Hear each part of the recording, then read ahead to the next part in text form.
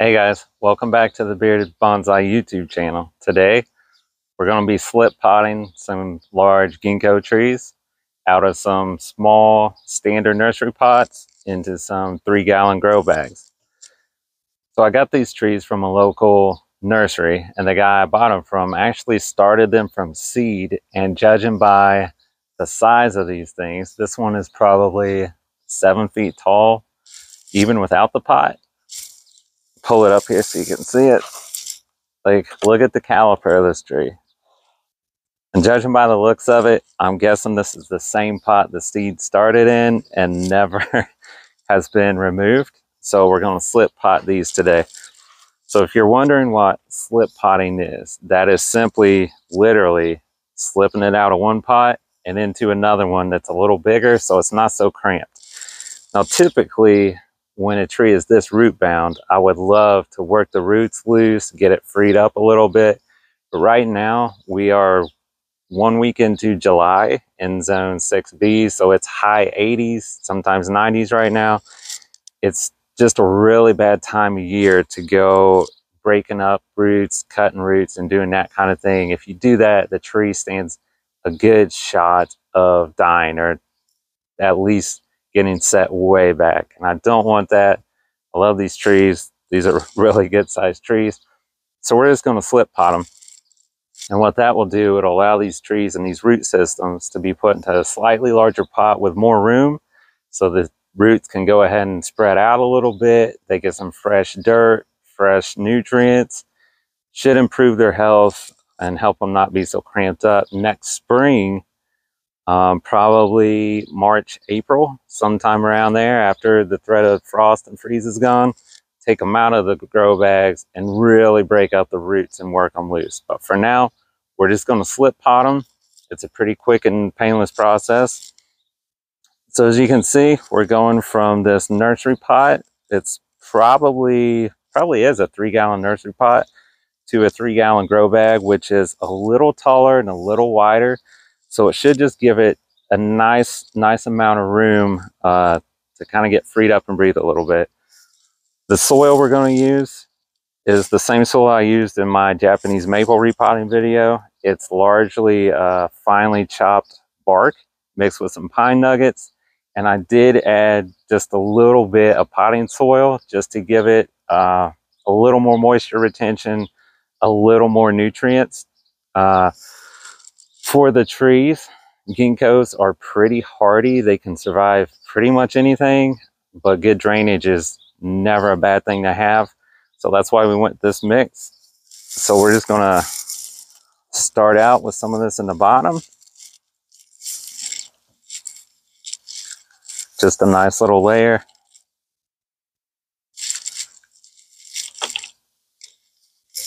I'm gonna pull this out of the pot. Just kind of grab it, work the pot around, and it should, there it comes. Pops right off. Yeah. It's kind of what I thought. As you can see, this is just a wall of roots all the way around. This thing is very pot bound. Even on the bottom there, you can see just large roots too, not baby roots. So we don't want to break that all up and hurt the tree. So slip it out of one pot, slip it into another. The height wise, that looks pretty good. It's pretty much just level with the top of the pot. So I'm going to kind of center it in there and start filling this bag, just kind of going around.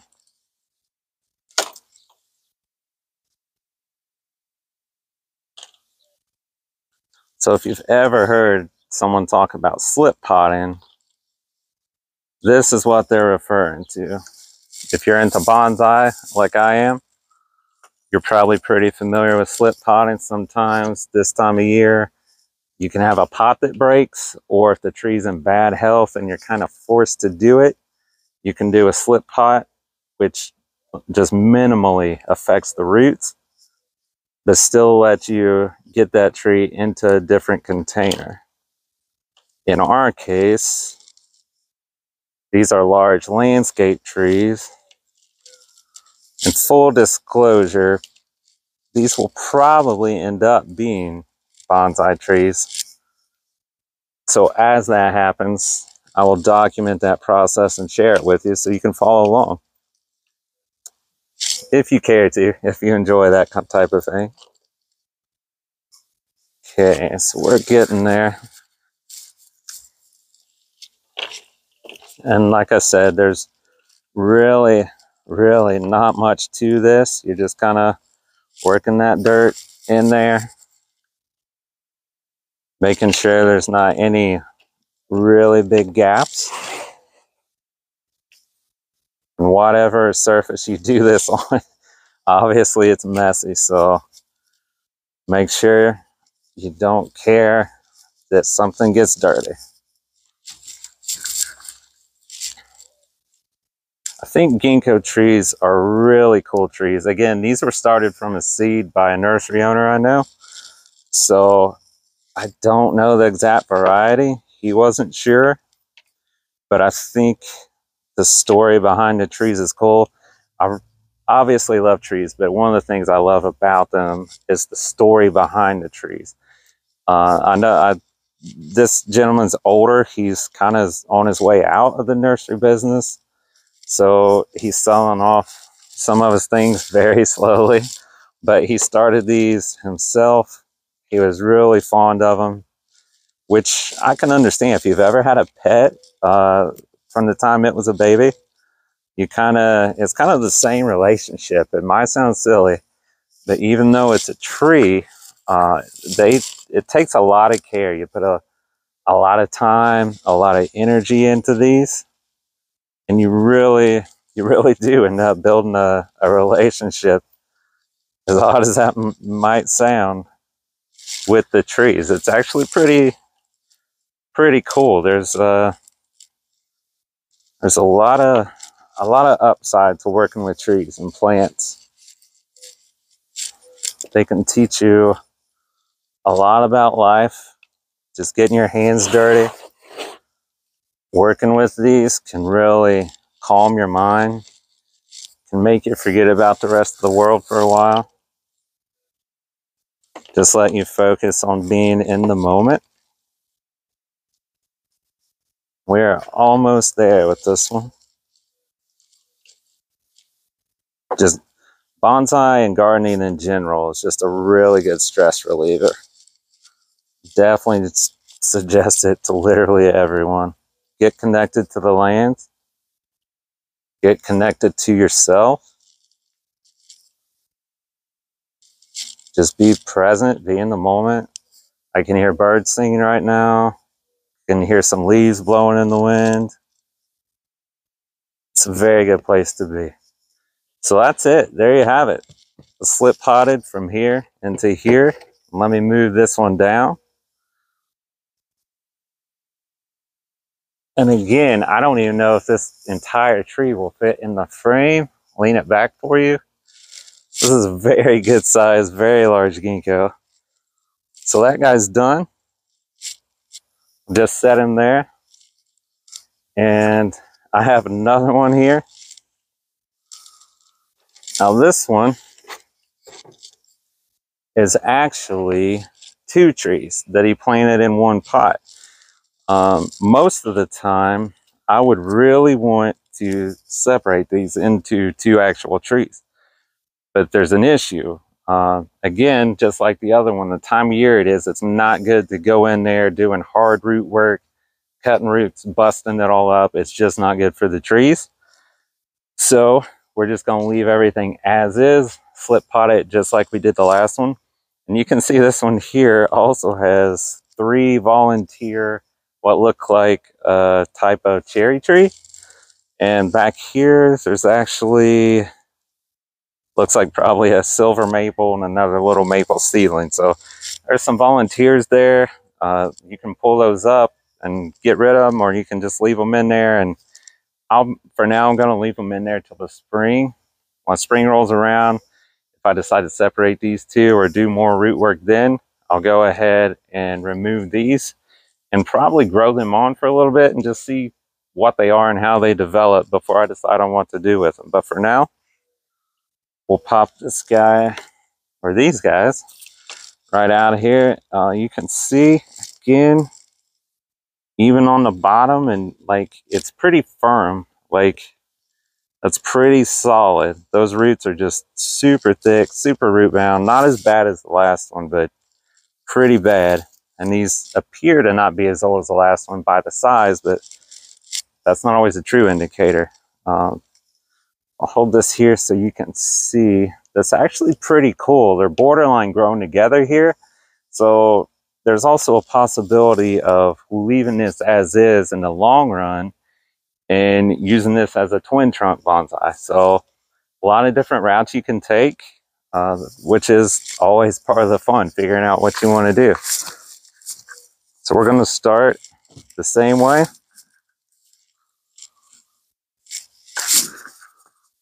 Just putting some soil down here in the bottom to give it a good base.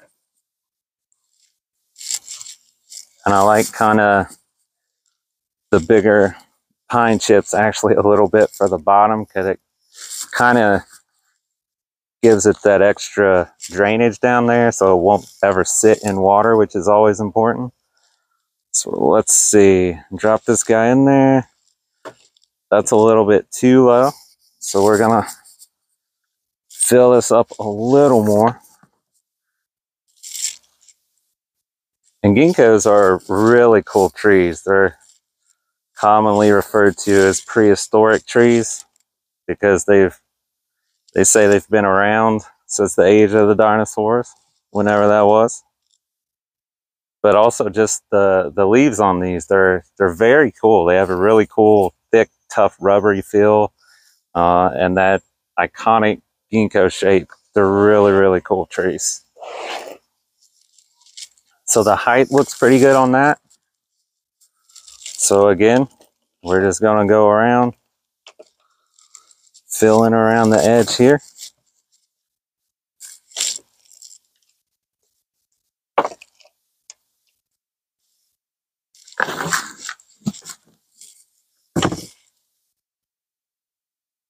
And slip potting is something like you can do pretty much any time of the year. Now during winter, when it's freezing temps and really cold, you don't really want to do any type of repotting then. Like that's never a good idea. Don't ever want those roots exposed to freezing cold temperatures. But other than that, slip potting can be done pretty much anytime you need to do it.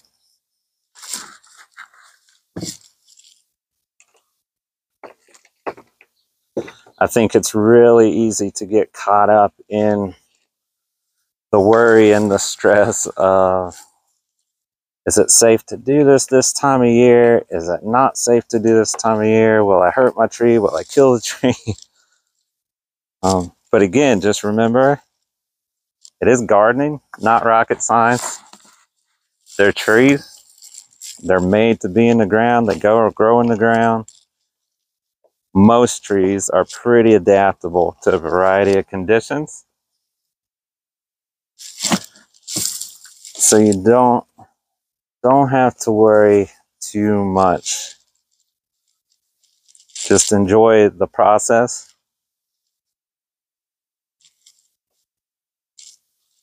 Enjoy learning about the trees. See how they respond to what you do. I feel like trees are, for the most part, they're actually pretty good about letting you know if they need something or if they don't. The trick is just learning to read those signs. And, of course, getting the knowledge to do that. Just like anything else, takes experience. There's no substitute for experience. By far the best teacher. Just do it and see what happens. And also learn from those around you that already know. I actually checked with a pretty big nursery owner that's I would call a friend of mine, prior to doing this to seeing what he thought. Just kind of as a sanity check before I actually did it, because I felt fine about it, but I wanted to be sure. He's very helpful, very knowledgeable with ginkgos and a lot of other trees, so anytime he says it's okay to do something, I do feel pretty good about it, but it never hurts to check. So there you go. This one's done. Slip potted, good to go. These things can get some nice new dirt in here. I'll give these a really good watering since I just repotted them. Let them settle in a little bit. With ginkgos, it's good to give them lime. So I will give them some garden lime, some fertilizer, and hopefully they will be on their way to a nice new home. And that's really all there is to it. So other than having a small mess to clean up, we are done. I really hope you guys appreciate this. Or sorry, really hope you enjoy this video. I really appreciate you watching it. Can't wait for the next one. Take care of yourselves, and I'll see you soon.